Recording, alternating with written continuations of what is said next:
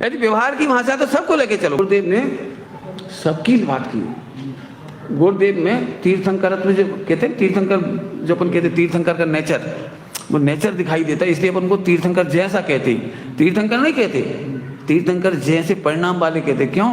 तीर्थंकर को ऐसे भाव आते, सब सुने, सब समझें, सब पढ़ें, सबको पता लग जाए, अरे सब भूले ला भगवान से, सबको भगवान आत्मा में खबर पड़े, ये सब भाव तीर्थंकरों को ही आता है और किसी को नहीं आता है।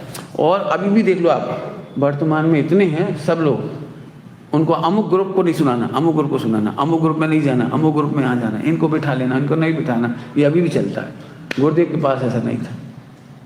घनघोर विरोधी को भी एमने ठमड़ी आपने अगड़ा भी जाए, बेस ऐसे प्रेम करते रहे। ये प्रेम तीर्थंकर प्रकृति की निशानी होती है, विश्व बंधुत्व, वात्सल्य। लेकिन हम इतने मूड नहीं हो सकते कि अभी उनको बिठा दें। बहुत स्पष्ट भाषा में ये नहीं कर सकते, ये आगम विरोधवाद। और एक बात फिर कहता हूँ, जब पर्याय मेरी शोभा नहीं तो मूर्ति मेरी शोभा कैसे बनेगी। और एक बात कहता हूँ, तुम गुरुदेव का नाम अमर करने के लिए खोटे उपाय मत करो। गुरुदेव का नाम 18,500 वर्ष कोई हिला नहीं सकता, मिटा नहीं सकता, कोई ताकत नहीं किसी की। बिल्कुल ये नकली काम कर देने से गुरुदेव टूट रहे हैं, ग्रुपिंग हो रही है, टुकड़े टुकड़े हो रहे हैं, टुकड़े टुकड़े। जिस व्यक्ति ने सहयोग दिया था ना उस समय तोड़ने में, फिर सोनगढ़ ने उसी का साथ नहीं दिया बाद में, उन्हें पसंद नहीं आई, क्योंकि उन्होंने अपनी भी मूर्ति बिठा ली अलग, भावनगर में अलग बिठा के अपनी। क्यों? गुरुदेव की आड़ में अपनी भी बिठ गई, बेंसरी की भी लगा दी, शशि भाई की भी लगा दी, फजा भाई की भी लगा दी। इससे सोनगढ़ भी खुश नहीं, क्योंकि गुरुदेव के बाद किसी की मूर्ति नहीं चाह रहे और बन गई। क्या करोगे यार? और इसी बात का डर था उस समय युगल जी बाबू जी को। एक मूर्ति की आड़ में कितने सम्यक दृष्टियों की मूर्तियां बनेगी। युगल जी बाबू जी को इस बात की सख्त चिंता थी। अंदर खाने उन्होंने बहुत बातचीत करी, बेंसरी से भी बात की थी, शशि भाई से भी बात की थी, शशि भाई खारा से भी बात की थी, औरों से भी बात की थी।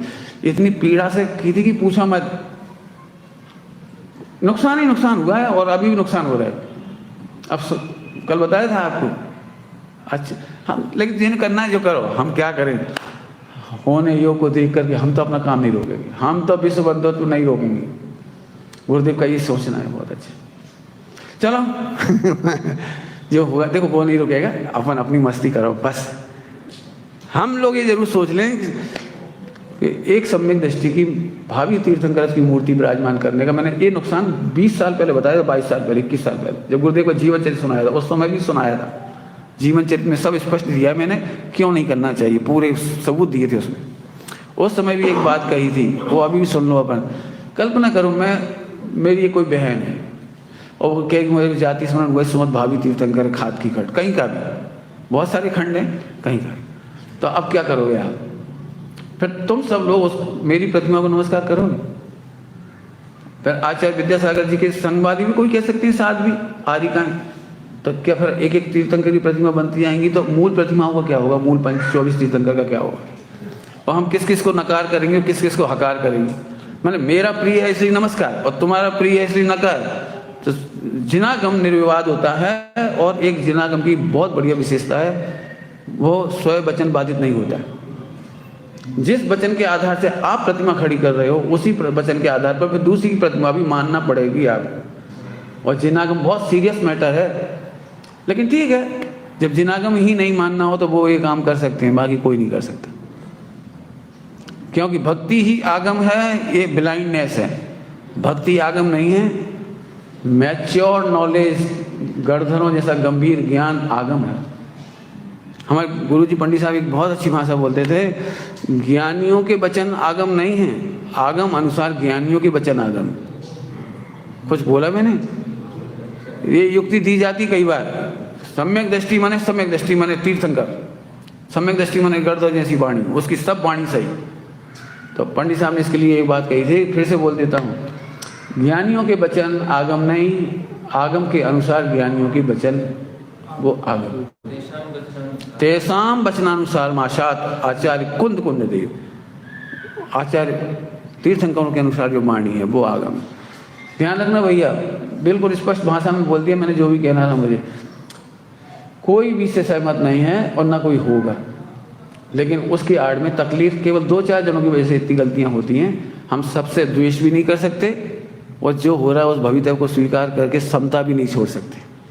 स्वीकार भी नहीं करेंगे तो समता भी रखेंगे। दोनों काम हमें करना है। क्यों? ये अनादि अनंत हुंडा अपसर्पणी में सब चलता रहेगा।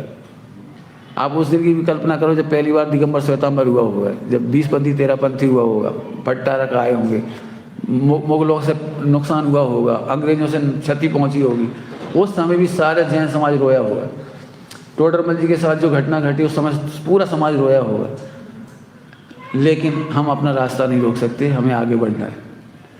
द्वेष भी नहीं करेंगे, समता भी रखेंगे और एक की गलती को गुरुदेव की गलती या किसी समूह की गलती नहीं मानेंगे। ये आप सबके लिए मैंने अपना बात कही। ओम नमः शिवाय।